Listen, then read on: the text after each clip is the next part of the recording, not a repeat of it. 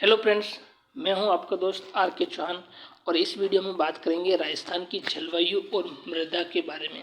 दोस्तों मैंने ना मैप के थ्रू आपको समझाने की कोशिश करूंगा, है ना। तो आपको ये वीडियो आपको आराम से पूरा देखने का है ना। तो बात करते हैं सबसे पहले राजस्थान की जलवायु के बारे में। राजस्थान की जलवायु की क्या विशेषता है, आप सभी जानते हो राजस्थान की जलवायु कैसी है, मानसूनी है ना। तो इसकी क्या विशेषता है, इसकी विशेषता देखो, नंबर 1, 90% से अधिक जो वर्षा है ना दक्षिण पूर्वी मानसून से होती है।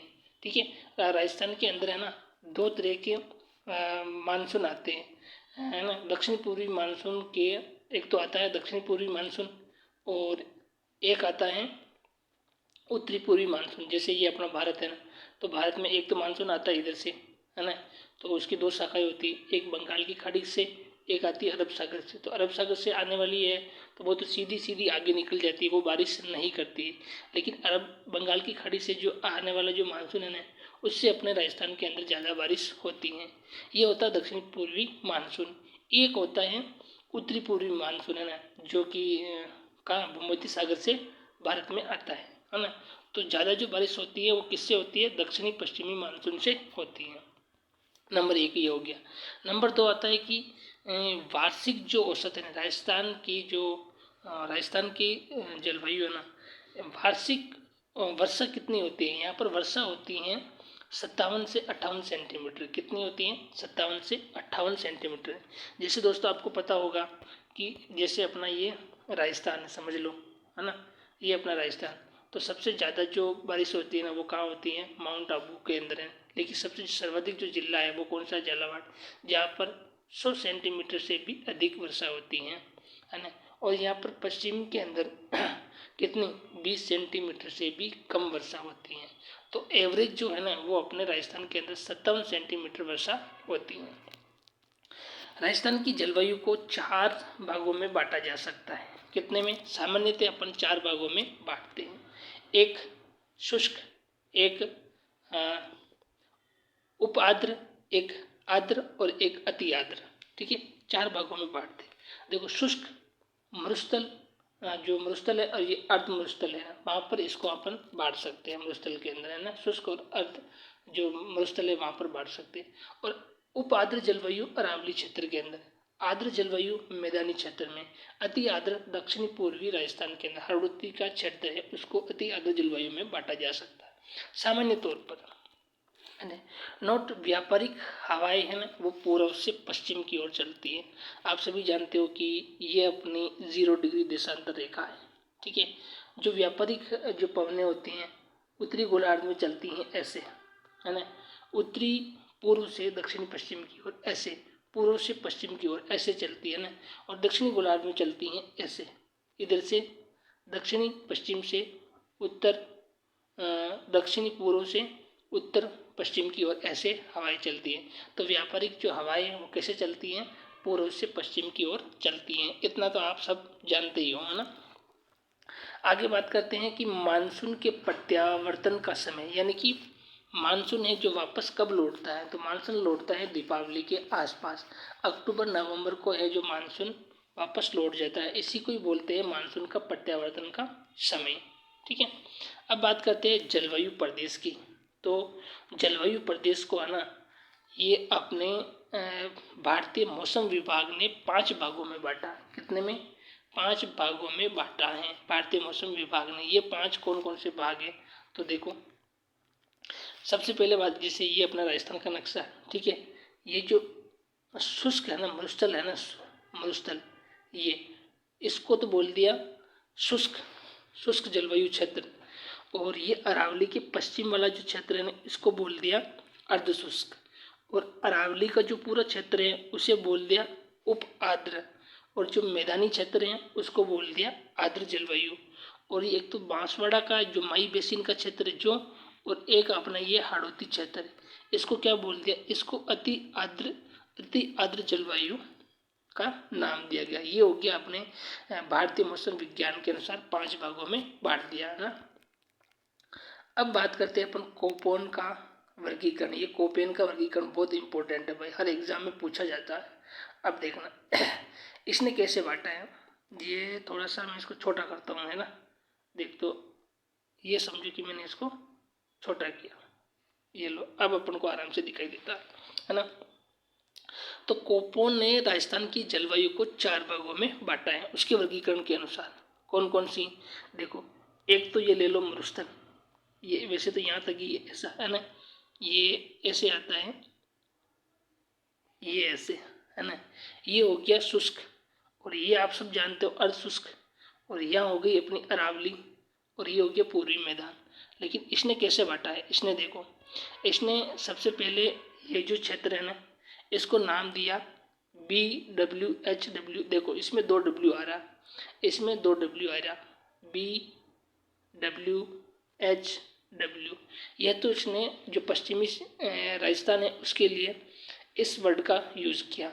जो पश्चिमी ये जो मरुस्थल रीजन अर्धशुष्क, इसके लिए BSHW का नाम दिया था। इससे स्टेपी कहते हैं ना, स्पेटी। देखो एक है, इसको तो कहेंगे स्टेपी, और इसको बोलेंगे स्पेटी। थोड़ा सा शब्द का अंतर है, ये आपको ध्यान में रखना है, ठीक है। 2 हो गया, ये केवल बांसवाड़ा का जो क्षेत्र, ध्यान रखना है, यहाँ पर काफ़ी बच्चे कंफ्यूज होते हैं। केवल बांसवाड़ा का क्षेत्र है उसको ही AW का नाम दिया, बाकी ये जो अरावली क्षेत्र प्लस जो पूर्वी मैदान हाड़ौती क्षेत्र आ गया ना, इस सबको CWG का नाम दिया, CWG का नाम दिया, यानी कि उप आर्द्र जलवायु का नाम दिया था, और ये आर्द्र जलवायु हो गई है, ठीक है। तो ये आपको ध्यान में रखना है, ठीक है। ओके, आगे देखो, अब इनकी एक का विवरण कर पढ़ लेते हैं अपन। ओके, देखो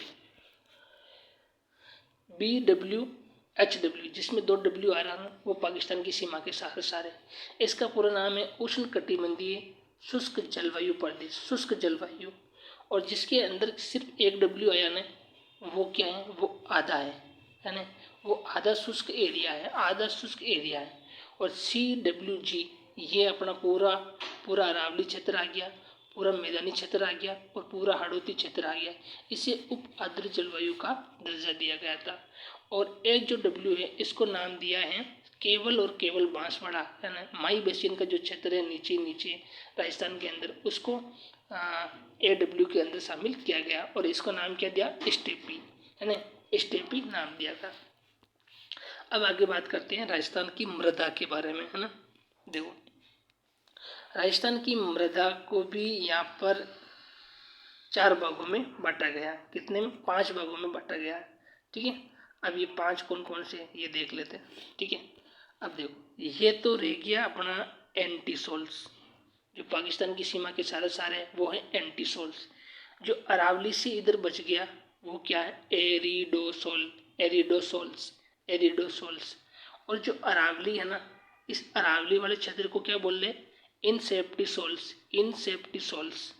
और बाकी जो ये बच गया ना, ये इधर पूर्वी जो मैदानी क्षेत्र है ना, इसको क्या नाम दिया, एल्पीसोल दिया। और ये जो हाड़ौती का जो क्षेत्र है, इसको नाम दिया वर्टिसोल, क्या दिया, वर्टिसोल। तो याद रहेगा। तो पाकिस्तान की सीमा के सारे हैं वो तो हैं एंटीसोल, और जो अरावली के पश्चिम का जो क्षेत्र है उसे क्या नाम दिया था, एरिडोसोल। और अरावली के क्षेत्र को क्या नाम दिया था, इनसेप्टिसोल, है ना, ये अरावली हो गई अपनी, ठीक है, ये इनसेप्टिसोल्स हो गया। और ये जो पूर्वी जो मैदान है इसको बोल दिया इसने एल्पीसोल्स बोल दिया। और ये जो हाड़ौती का क्षेत्र है इसको बोल दिया वर्टिसोल्स बोल दिया। अब कैसे याद करोगे मैं बताता हूँ आपको। देखो राजस्थान के अंदर टीले कहाँ पाए जाते हैं, टीले कहाँ पाए जाते हैं, TNT टीले कहाँ पाए जाते हैं, यहाँ पर पाए जाते हैं, है ना। तो ये क्षेत्र आपको याद आप रख सकते हो। इन सेफ्टी इन यानी कि क्या होता है, अंदर, राजस्थान के बीचों बीच अंदर क्या है, अरावली। तो अरावली जो क्षेत्र में जो पाई जाती है उसको क्या बोलते हैं, इन सेफ्टी सोल्स बोलते हैं, ठीक है। अब पूर्वी मैदान में क्या होती है, फसलें ज़्यादा होती है ना, तो जहाँ पर फसलें ज़्यादा होती है उसको क्या नाम दिया गया, एल्पी सोल्स नाम दिया गया। क्या नाम दिया, एल्पी सोल्स नाम दिया गया था। और इधर हाड़ौती क्षेत्र में आ जाएगा वर्टिसोल्स, है ना, ज्वालामुखी वाला जो क्षेत्र है उसको क्या नाम दिया था, वर्टिसोल्स। एक बांसवाड़ा का क्षेत्र भी इसके अंदर शामिल है। अब आगे देखो अब एंटीसोल्स किसको बोला? जो पश्चिमी अपना जो मरुस्थल है ना, जिसके अंदर 12 जिले आते हैं, उन 12 जिलों के अंदर क्या पाया जाता है? एंटीसोल्स पाया जाता है ना, एंटीसोल्स। और एरिडोसोल्स कहाँ होता है? एरिडोसोल्स होगा केवल राजस्थान, बांगर। बांगर समझते हैं ना, नागौर, शेखावटी क्षेत्र, ये जो बीकानेर हनुमानगढ़ वाला क्षेत्र है बांगर, है ना, उस क्षेत्र को बोलते हैं बांगर। तो बांगर क्षेत्र में एरिडोसोल्स हैं। फिर है एक इंसेप्टिसोल्स, ये अरावली क्षेत्र में।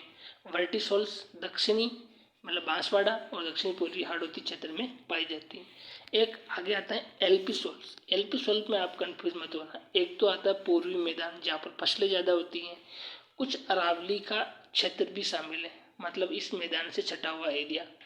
और एक है हाड़ौती क्षेत्र जो कि इस पूर्वी मैदान से छटा हुआ एरिया है, ये भी एल्पिसोल्स में शामिल आता है। देखो एल्पिसोल्स में क्या आएगा? एक तो ये अपना पूर्वी मैदानी क्षेत्र आ गया। अब ये जो अरावली का जो क्षेत्र है ना, ये अरावली का जो क्षेत्र है ना, ये भी कुछ क्षेत्र इसके सीमावर्ती, ये इसके अंदर आ गया। एक आ जाएगा ये इधर हाड़ौती वाला जो क्षेत्र है ना, उसका सीमावर्ती एरिया है ना, वो भी इसके अंदर शामिल हो जाता है। ठीक है, ये वाला है ना, ये वाला क्षेत्र। तो ये एल्पिसोल्स के अंदर तीनों ही आते हैं, ये आपको ध्यान में रखना है। ठीक है, ओके, इस वीडियो में इतना ही, धन्यवाद।